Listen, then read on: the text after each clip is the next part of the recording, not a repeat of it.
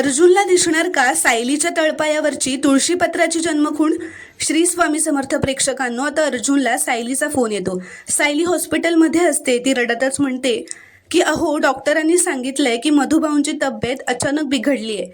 हे ऐकून अर्जुनला धक्का बसतो. तो लगेचच हॉस्पिटलला जायला निघतो. सायली हॉस्पिटलमध्येच असते. ती रडतच म्हणते की अजून किती परीक्षा बघणार आहेस ग तू, माझी देवी आई?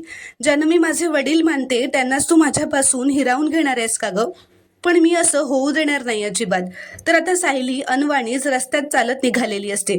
अर्जुन तिच्या सोबत असतो. तो तिला सांगत असतो की सायली, अगं ऐक ना माझं, आपण गाडीने जाऊयात ना.